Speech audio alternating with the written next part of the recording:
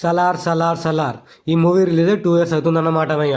ఈ 2 ఇయర్స్లో సలార్ అంటే తెలియని వారు ఎవరూ లేరు. కాకపోతే సలార్ గురించి మాట్లాడుకునే ముందు ఒక చిన్న మాట. మ్యాటర్ ఏంటంటే బాహుబలి రిలీజ్ అయ్యి చాలా ఇయర్స్ అయిందన్నమాట. అయితే బాహుబలితో ప్రభాస్ అన్నకి చాలా పేరు వచ్చింది. ఎంత ప్రేజ్ అంటే ఇండియా మొత్తం ప్రభాస్ అన్న అంటే ఏంటో తెలిసింది. అలాగే వరల్డ్ మొత్తం కూడా తెలిసిపోయింది ప్రభాస్ అన్న క్రేజ్ ఏంటి, ప్రభాస్ అన్న యాక్టింగ్ లెవెల్స్ ఏంటి. అండ్ మన రాజమౌళి ప్రూవ్ చేసి చూపించాడు ప్రభాస్ అన్న రేంజ్ ఏంటో. ఆ తర్వాత సాహో మూవీ వచ్చిందన్నమాట. ఇది కూడా ప్రభాస్ అన్న రేంజ్ మూవీ అన్నమాట. చాలా బాగా కలెక్షన్స్ వచ్చాయి, కానీ అనుకున్న స్థాయిలో ఇట్టు కొట్టలేకపోయింది. అయితే అందరూ అన్నారు ఇది ప్రభాస్ అన్న రేంజ్ మూవీ కాదని. అయినా కానీ మూవీ యావరేజ్గా నిలిచింది. ఆ తర్వాత రాధేశ్యామ్ వచ్చింది. ఈ మూవీ ఎవరు ఎక్స్పెక్ట్ చేయలేదు. మూవీ బ్లాక్ బాస్టర్, ఒక మంచి లవ్ స్టోరీ మూవీ అనుకున్నారు. ఇది కూడా ఫ్లాప్ అయిపోయింది. ప్రభాస్ అన్నకి దెబ్బ మీద దెబ్బ పడింది. ఆ టైంలో ఆదిపురుష్ వచ్చిందన్నమాట. ఈ మూవీతో పక్కా ప్రభాస్ అన్నకి గట్టి కంబ్యాక్ లేదు అనుకున్నారు.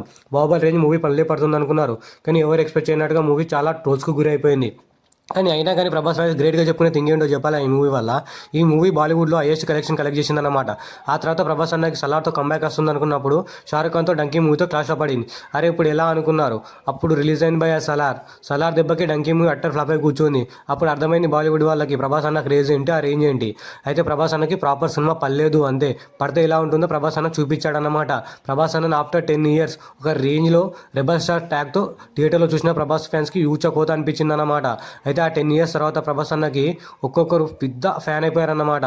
ప్రభాస్ అన్న యాక్టింగ్ రేంజ్కి పర్ఫెక్ట్ మూవీ పడిందని ఫిక్స్ అయిపోయారన్నమాట. ఆ తర్వాత రిలీజ్ అయింది సలార్ అన్నమాట. సలార్ చూశాక ఒక్కొక్కరికి పిచ్చి లేసిపోయిందన్నమాట.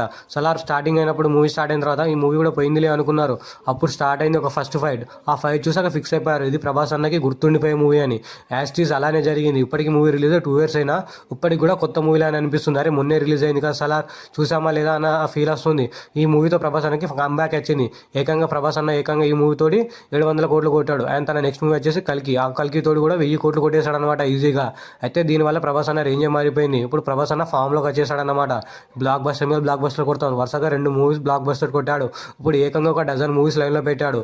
అయితే దీని అంతటి కారణం సలార్ మూవీ అనే చెప్పాలి. సలార్ ఇచ్చిన ధైర్యం ఇదంతా ఫ్యాన్స్కి, అందరికీ, ఆడియన్స్కి, డైరెక్టర్స్కి, ప్రొడ్యూసర్స్కి అందరికీ అర్థమైపోయింది ప్రభాస్ అన్నకి ప్రాపర్ సినిమా పర్లేదు అంతే. పడితే ప్రభాస్ అన్న ఏంటో చూపించేశాడు పడుతోడే.